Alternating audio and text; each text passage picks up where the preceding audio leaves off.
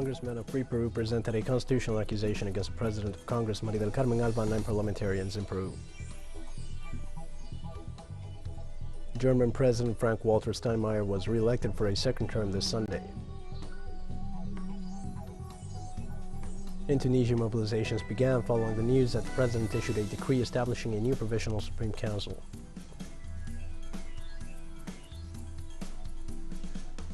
Hi, this is From the South. I'm your news anchor, Dio Martin, from the TeleSUR studios in Havana. We begin with the news. In Peru, congressmen of Free Peru presented a constitutional accusation against the President of Congress, Carmen, and 9 parliamentarians for allegedly committing various irregularities. The complaint was submitted by Congresswoman Margot Palacios of the Free Peru Party, and it is based on a meeting held on February 9th at the Casa Andina Premium Hotel in Miraflores, which was revealed by the weekly Hildebrand en sus 13. The purpose of the meeting was to discuss and agree on the constitutional changes to prevent the of Pedro Castillo as the winner of the electoral process of the second round in 2021 presidential elections in the country. The Congresswoman of Free Peru also pointed out that the accused would have presumably committed the alleged crimes of homicide, qualified by the victim's condition, criminal organization, and conspiracy for rebellion, sedition, or uprising.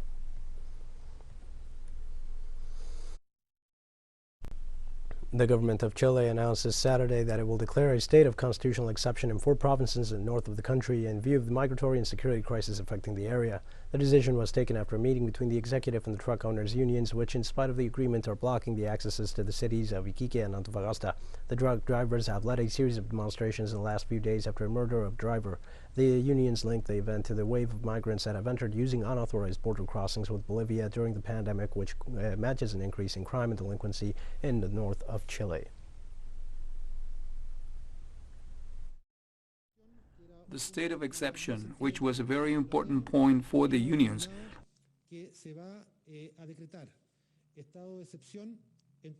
we have determined that a state of exception will be decreed in the provinces and the border sectors. This is very important to make it clear.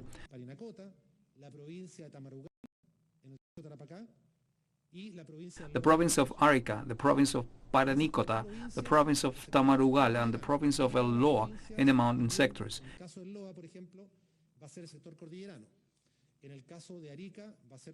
And this will allow us to have a state of exception where the armed forces will be able to collaborate with the work of the police, strengthening the implementation of Decree 265.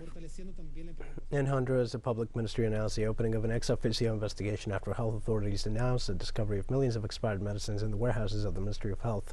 The new Minister of Health, Jose Manuel Mateo, revealed last Friday that he found expired medicines worth $215 billion in the warehouses, which translates roughly into around $8,700,000. It will be the Special Prosecutor's Office for Transparency and the Fight Against Corruption that will begin this Monday, February 14th, an ex officio investigation into the case, which has caused anger among the Honduran population.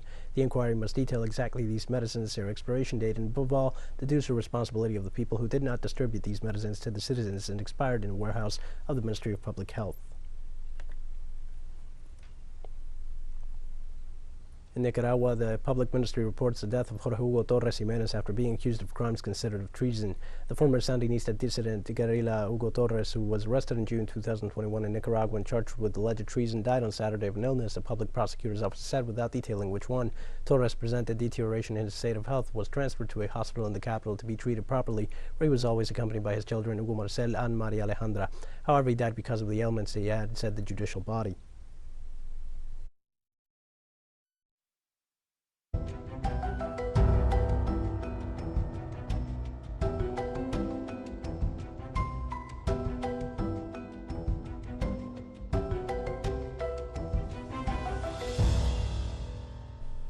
In the last 3 months of 2021, Spain recorded just 35% of the average rainfall it had seen during the same period from 1981 to 2010. While the arid zones of the Iberian Peninsula have historically experienced periods of drought, experts say climate change has exacerbated the problem. This year, amid record levels of low or no rainfall at all, farmers in Spain who are growing produce for all of Europe are worried that their crops for this season will be ruined. According to the National Agency, only 2005 has there been a January with almost no rain in this century. If clouds don't unleash rain in the next 2 weeks, emergency subsidies for farmers will be needed. Only 10% of the country has officially been declared under a prolonged drought. Large areas, particularly in the south, face extreme shortages that could impact the irrigation of crops. We have gone through a first phase of meteorological drought in which we continue, and in some areas of Spain, particularly in some basins of the south of the peninsula, we are already stepping into a next phase, that of hydrological drought, and the water reserves are beginning to be at much lower levels than normal. The next consequence of this process continues in the coming weeks will be to start suffering a at the agricultural level because there will be no possibility of irrigating all the hectares of cultivated fields that we have in Spain with different crops such as cereal. On Saturday night, the humanitarian organization SOS Mediterranean rescued 88 migrants near Malta. The ship Ocean Viking welcomes on board 181 migrants saved in the central Mediterranean after a new operation last night in which it rescued 88, of which a third were minors. The minors were 27, and among them there was a newborn, says the NGO. The migrants were on a wooden raft in the search and rescue zone in the Libyan jurisdiction. This Saturday, another 94 migrants were rescued near the coast of Lampedusa, Italy's southernmost island, by its Coast Guard agents. We're going to take a short break now. Please join us again after this.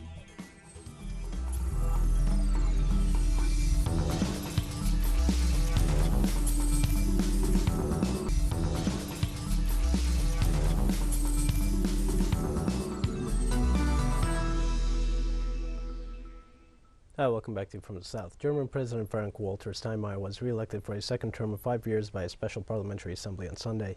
The president was elected with a big majority by a special assembly made up of the members of parliament's lower house and representatives of Germany's 16 states. The re-elected president vowed that he would continue to work on strengthening democracy in Germany and help take away fears of the future, giving the country's citizens the confidence to handle the challenges ahead. Steinmeier also vowed to help heal wounds created by the coronavirus pandemic. Germany's president has little executive power, but is considered an important moral authority in the country.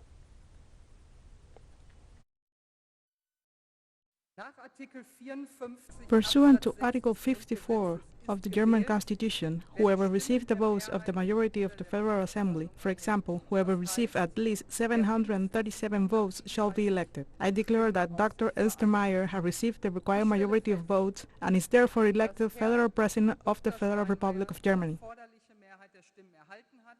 My responsibility is for all the people who live in our country, not partisan, yes, but I am not neutral when it comes to the cause of democracy. Whoever fights for democracy will have me on his side. Whoever attacks it will have me as an opponent. United States Defense Secretary Lloyd Austin ordered 160 troops in Ukraine to be repositioned in Europe. Pentagon Press Secretary John Kirby reported that Defense Secretary Austin gave the order to withdraw 160 Florida National Guardsmen out of Ukraine and into Europe temporarily. The decision came after Austin had a call with Russian Minister of Defense Sergei Shoigu. The Department of Defense said the two discussed Russia's buildup of troops and equipment along Ukraine's border. The announcement from Kirby came as the U.S. continued to encourage U.S. citizens, both government employees and others, to leave Ukraine amid threats of an alleged Russian aggression. White House Security Advisor Jake Sullivan said the U.S. would not send in troops to the country for rescue missions should the U.S. citizens choose to stay in the former Soviet state.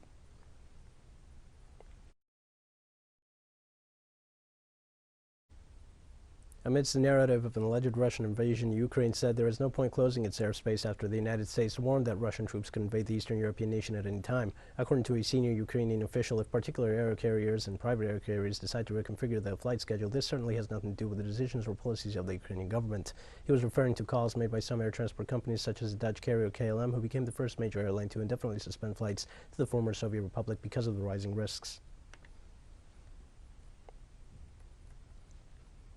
Farmers in central Greece on Sunday blocked a highway with tractors and poured cans of milk on the ground to protest against rising energy costs. Hundreds of tractors were parked on the major transport route outside the city of Larissa as part of the protests. The farmers were demanding the abolition of the electricity price adjustment clause, which the government said reflect changes in the price of oil and natural gas imports. Protesters were also calling for lower fuel taxes. Greek farmers say they are determined to shut down all the country's major highways if the government doesn't meet their demands. For farmers to have a future, we must have a present. At present, it is questionable whether us and our flocks will survive. The issues with the electricity price adjustment clause, the price of oil and the national reserves make us worry about the farmers' future. We must prevail now or never in order to stay and produce on our farms and with our flocks. Our problems have made us take to the streets. They are more acute than ever. We are talking about production costs which working farmers cannot bear. We are talking about diesel that costs about 160 euros per liter, while in other European countries it is only 70 cents. Voters in Switzerland on Sunday rejected a campaign that aimed to make it the first country to ban experiments on animals. People also voted to approve tougher restrictions on cigarette advertising. According to government figures, 21% of voters were in favor of a ban of animal testing and 79% were against the measure. Polling stations for in-person voting opened for 2 hours, but most voters had already cast their ballots by post. The results of the referendum could have a significant impact on two of the country's major industries, the pharmaceutical sector and the tobacco giants that are headquartered in Switzerland.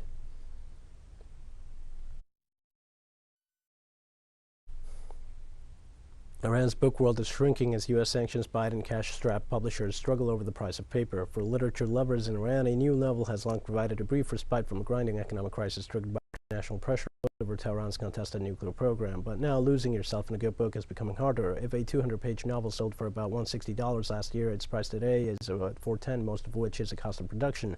Iran does not produce its own paper pulp for publishing, so relies on imports, and while those are not under sanctions, they must be paid for in foreign currency. So publishers are not only slashing the number of titles published, but also cutting the number of pages of those they do print by shrinking the font size. As soon as the U.S. sanctions were reinstated in 2018, the price of paper rose.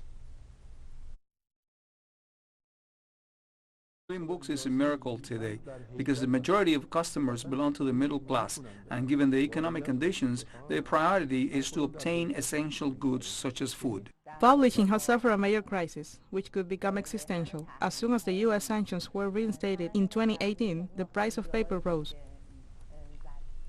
And Afghanistan's central bank officials expressed their rejection of plans by the U.S. to seize their frozen assets in the country. The bank recalled that the nation's investments abroad are made in accordance with international practices and belong to the people of Afghanistan. In addition to not accepting such measures, the bank is calling for the decision to be reversed and for the return of Afghanistan's foreign currency, while calling the move an injustice to Afghans.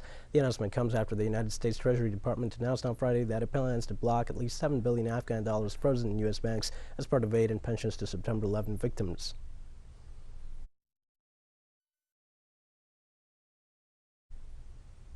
Afghanistan's former president on Sunday called a White House order to unfreeze $3.5 billion in Afghan assets held in the U.S. for families of 9/11 victims an atrocity against the Afghan people. The former Afghan president sought the help of U.S. citizens, particularly the families of the thousands killed in 9/11 terrorist attacks, to press President Joe Biden to rescind last week's order.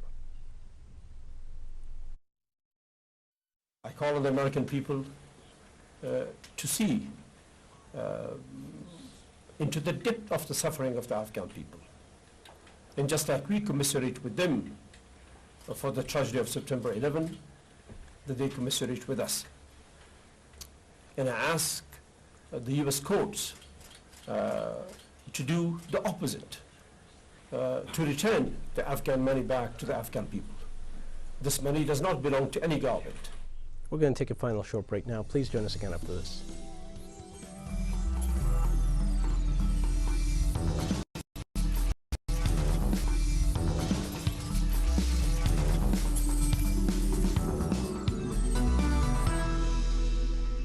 Welcome back to From the South. In Tunisia, mobilizations began following the news. The president issued a decree establishing a new provisional Supreme Council. The African country has seen a series of demonstrations in recent weeks against President Sayed, who in July 2021 dissolved the government and suspended parliament by giving himself greater powers. As hundreds of protesters took to the streets of the capital, Tunis, as part of a march organized by the government's largest political party, Ennahda, and a civil society organization in rejection of President Sayed's recent measures. These decrees seek to replace a body he abolished and give himself additional powers to control the country's main judicial organization.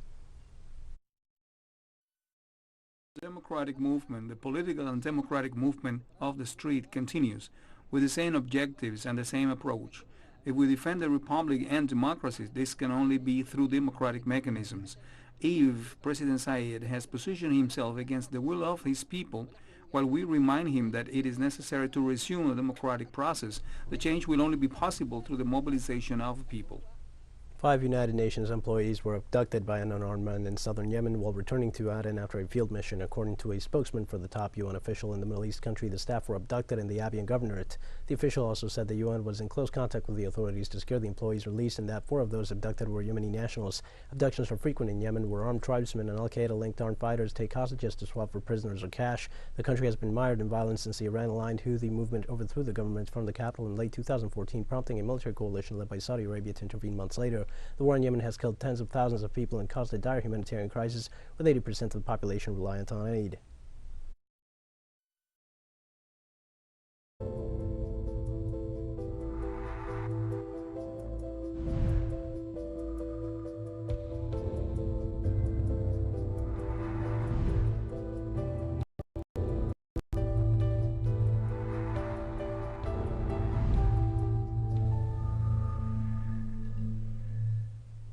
Crowds of protesters blocked the streets of Ottawa city centre for a third straight week to show support for Canadian truckers protesting COVID-19 restrictions. Canadian police on Saturday worked to clear a key bridge of truckers protesting COVID-19 restrictions, even as authorities in Ottawa braced for renewed demonstrations expected to bring thousands to the federal capital. In Ontario, where authorities declared a state of emergency, the provincial Supreme Court ordered trucks to end their blockade of the strategic Ambassador Bridge, which linked the city of Windsor in Canada to Detroit, Michigan, the United States. Prime Minister Justin Trudeau promised an increasingly robust police intervention, adding that borders cannot remain closed and this conflict must eventually come to an end. Freedom of choice. It's not about any. I am vaccinated, but my thing is that was my choice. And if someone beside me chooses to not, that's not my business. It's the freedom of choice. My third time back up here, so I've been here the first weekend. Last week we came up and we're back again. We'll keep coming back as often as we can. In New Zealand, anti-vaccine protesters continued their protests despite a severe storm caused by Hurricane Dovie. Protests in front of New Zealand's parliament continued for the sixth consecutive day, rejecting strict health restrictions and demanding the elimination of compulsory vaccination. The hurricane's impact caused power outages, landslides, and evacuations in New Zealand on Sunday, but the anti-vaccine demonstrators were out front. Police arrested 122 people Thursday in an attempt to end the protest. However, the protesters' determination increased after this. We've got 4 children, we've got 2 cars on finance, we have a mortgage, we've got lots of animals, and when we both lost our jobs to the mandate, it was, we're going to lose our house. There has been over 15,000 people coming through this for the since Monday. Protesters who were demonstrating against COVID-19 rules marched through The Hague for a second day on Sunday to show solidarity with Canada's trucker demonstration. The group known as Netherlands Resist organized a protest meeting at Malieveld before marching to the Dutch Parliament. Police officers were present at the demonstration after truckers blocked roads on Saturday. Protesters in Ontario blocked the United States-Canadian border bridge with trucks in opposition to COVID-19 vaccine mandates and other restrictions.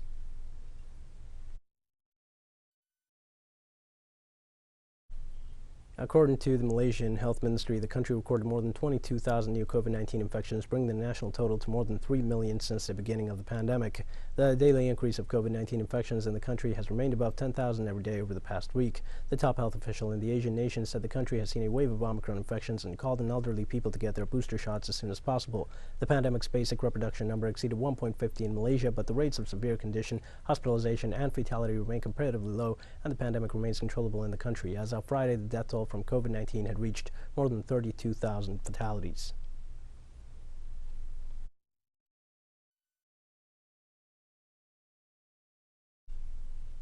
Sara Escobar is the only athlete representing Ecuador in this year's Winter Olympics in Beijing. That was also the nation's flag bearer during the opening ceremony for Beijing 2022 on February 4th. Sara was born to Ecuadorian parents in the U.S., where she learned to ski at 3 and started training as a racer at 8.